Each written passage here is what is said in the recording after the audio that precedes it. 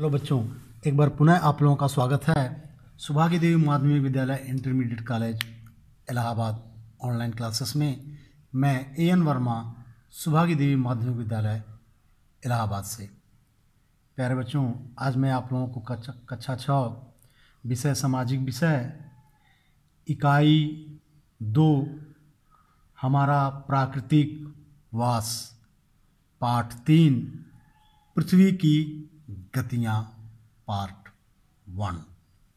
प्यारे बच्चों, पृथ्वी की गतियाँ आप लोग सभी जानते होंगे कि पृथ्वी अपने अक्ष पर लगातार घूमती है, लेकिन इसको हम महसूस नहीं करते हैं। जब हम चलते हैं, खेलते हैं, दौड़ते हैं, यहाँ तक कि हम आराम से लेटते हैं, उस समय भी पृथ्वी घूमती ही रहती है। आपने कभी सोचा है ऐसा क्यों होता है? ज़रा सोचिए। इस स्थिति को समझने के लिए आप साधारण सा एक लट्टू जो होता है, जो बच्चे नचाते हैं, लीजिए और उसे नचाइए। आप देखेंगे लट्टू कैसे चलता है। लट्टू अपनी धुरी जो होती है, उसकी एक कील होती है, उसी पर चलता हुआ धीरे धीरे आगे बढ़ता है। ठीक ऐसे ही हमारी पृथ्वी भी अपनी धुरी पर घूमती रहती है, और पृथ्वी पर घूमने के कारण इसमें 2 गतियाँ होती हैं। पृथ्वी पर 2 गतियाँ पाई जाती हैं। पहला है क्या है? परिभ्रमण या घूर्णन यानी कि रोटेशन। दूसरा है परिक्रमण यानी कि रिवोल्यूशन। चलिए हम पहले पढ़ेंगे परिभ्रमण या घूर्णन के बारे में, रोटेशन के बारे में। पृथ्वी अपनी धुरी पर लट्टू की तरह लगातार पश्चिम से पूरब की ओर घूमती रहती है। पश्चिम से पूरब की ओर घूमती रहती है, जिसे क्लॉकवाइज कहा जाता है। यह एक चक्कर लगभग 24 घंटे में पूरा करती है। वह एक चक्कर लगभग कितने घंटे में पूरा करती है? 24 घंटे में पूरा करती है। पृथ्वी की इस गति को ही परिभ्रमण या घूर्णन या फिर रोटेशन कहते हैं। यह गति पृथ्वी की दैनिक गति है, प्रतिदिन का यही काम है, इसीलिए 24 घंटा होता है। अगला है परिभ्रमण का प्रभाव। इस परिभ्रमण के कारण ही पृथ्वी पर दिन और रात होते हैं। जैसे कि आप जानते हैं कि पृथ्वी एक ऐसा ग्रह है जिसमें अपना प्रकाश नहीं है, स्वयं का प्रकाश नहीं है। यह सूर्य के प्रकाश से ही प्रकाशित होता है। आपको शायद पता है या नहीं, लेकिन पृथ्वी के पास अपना कोई प्रकाश नहीं है, उजाला नहीं है। वह सूर्य की रोशनी का ही उजाले से उपयोग में करते हैं। पृथ्वी को गोलाकार होने के कारण सूर्य का प्रकाश एक साथ संपूर्ण पृथ्वी पर न पड़कर केवल आधे भाग पर ही पड़ता है। आपको मालूम है, अगर ये पृथ्वी अगर गोल है तो सूर्य मान लीजिए इधर है, तो इधर का हिस्सा जो है उजाला रहेगा और इधर का हिस्सा अंधकार रहता है। एक साथ पूर्ण पृथ्वी पर न पड़कर केवल आधे भाग पर ही पड़ता है। जो आधा भाग सूर्य के सामने होता है, वहाँ पर प्रकाश के कारण क्या होते हैं? दिन होते हैं, और जो सूर्य के पीछे होते हैं वहाँ अंधकार के कारण क्या होते हैं? रात होती है। हमें प्रतिदिन ऐसा प्रतीत होता है कि मानो सूर्य पूरब दिशा से उगकर पश्चिम में अस्त होता है, जबकि वास्तविकता यह है कि सूर्य स्थिर है और पृथ्वी सूर्य के चारों ओर पश्चिम से पूर्व दिशा की ओर घूमती है। जैसे लट्टू घुमा है उसी प्रकार यह ठीक उसी प्रकार है। जब हम रेल या बस में यात्रा करते हैं, करते कि नहीं करते हैं? आप लोग किया है कि नहीं किया है? बिल्कुल किए होंगे। तो हमें जब रेल या बस में यात्रा करते हैं तो पेड़ और बिजली के खंभे आदि को देखते हैं। कहाँ जाता है वह पीछे की ओर चलने का प्रतीत होता है, जबकि वास्तव में यह है कि वे क्या है? स्थिर हैं, और रेल बस वगैरह क्या है? गतिशील हैं। इसलिए हमें ऐसा एहसास होता है कि वो भी पीछे की ओर भाग रहे हैं, लेकिन ऐसा नहीं है, वह स्थिर रहते हैं। जैसा कि हम जानते हैं कि प्रायः और सायंकाल सूर्य की किरणें पृथ्वी पर क्या पड़ती है, तिरछी पड़ती है। इसलिए इन दोनों समय पर कम गर्मी पड़ती है। शाम को या सवेरे क्या है, कम गर्मी पड़ती है। और किरणें तिरछी पड़ने के कारण हमारी परछाई, अगर हम खड़े रहें धूप में तो हमारी एक परछाई होती है, वो क्या होती हैं, लंबी होती हैं, बड़ी सी होंगी। इसके विपरीत दोपहर के समय सूर्य की किरणें ऊर्ध्वाधर होता है, जिससे उस समय अधिक गर्मी पड़ती है, बहुत ज़्यादा गर्मी पड़ती है। और इस समय हमारी परछाई क्या होती है, छोटी होती है। अब आइए यहाँ के पे दिन के विभिन्न समय के बारे में बताया गया है। सूर्योदय से मध्य रात्रि, रात के 12 बजे तक हम दिन में विभिन्न विभिन्न कालों यानी समय का अनुभव करते हैं। पहला काल क्या है, उष्मा काल।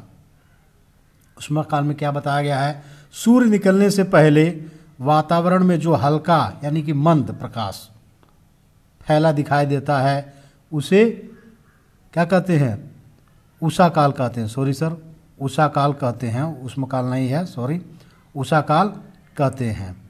दूसरा है सूर्योदय।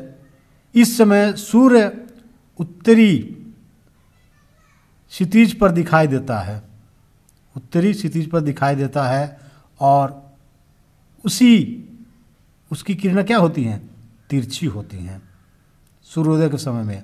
और दोपहर मध्याह्न में सूर्य स्नेह स्नेह आकाश में ऊपर चढ़ जाता है।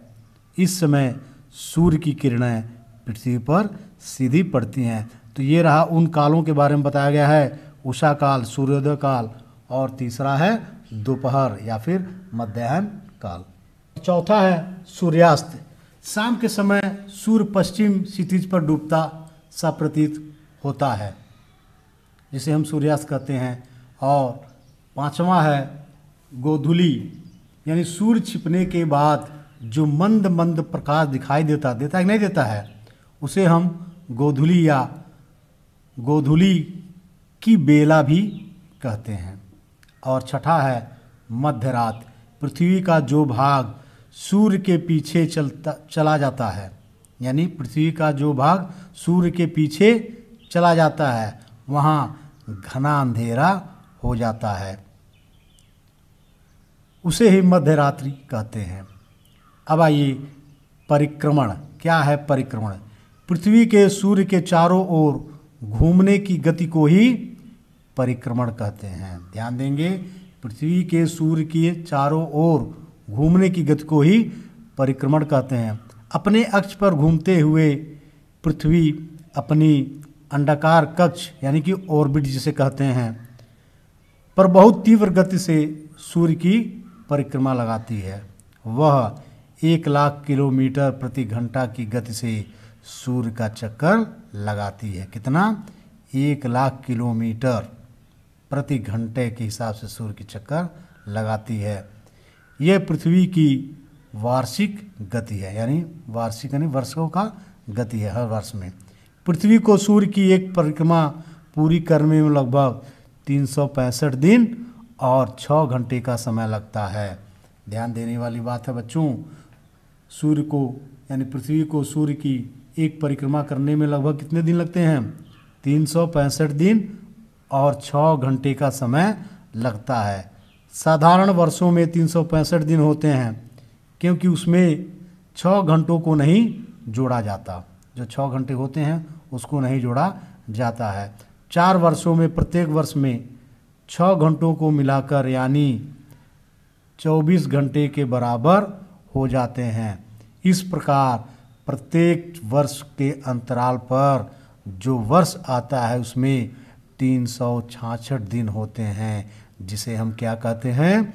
लीप ईयर यानी अधिवर्ष कहते हैं। इस वर्ष में फरवरी का महीना 29 दिन का होता है। इस प्रकार अधिवर्ष प्रत्येक 4 वर्ष में पड़ता है। सन 2008 ऐसा ही अधिवर्ष था।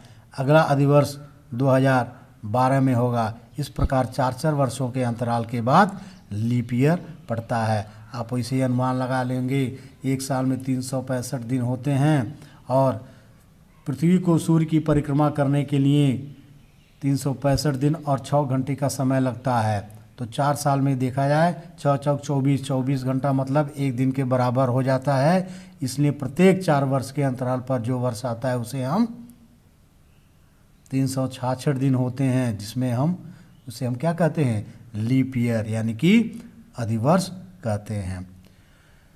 परिक्रमण तथा अक्ष झुकाव का प्रभाव आप देखे होंगे कि हमारी पृथ्वी पर कभी दिन बड़े होते हैं तो कभी रात बड़ी होती हैं। इसका कारण पृथ्वी की धुरी के सूर्य के चारों ओर चक्कर लगाते समय की ओर से झुकी होती है। पृथ्वी के अपनी कक्षा में परिक्रमण और अक्ष पर झुकी होने के 2 महत्वपूर्ण प्रभाव होते हैं। देखिए सूर्य की किरणें किस प्रकार अक्ष पर पृथ्वी की किरणों के हिसाब किस प्रकार की पृथ्वी पर विषुवत रेखा है और कैसे झुकी हुई है। पहला है महत्वपूर्ण प्रभाव क्या होते हैं, पहला है दिन और रात की अवधि में अंतर और दूसरा है ऋतु परिवर्तन। तो प्यारे बच्चों, आज इस वीडियो में बस इतना ही। अगले दिन हम दिन और रात की अवधि में अंतर, ऋतु परिवर्तन, ग्रीष्म ऋतु या ग्रीष्म संक्रांति, शरद विषुवत, शीत संक्रांति, बसंत विषुवत के बारे में अगले वीडियो में मैं आप लोगों को पढ़ाऊंगा। तब तक के लिए थैंक यू, धन्यवाद।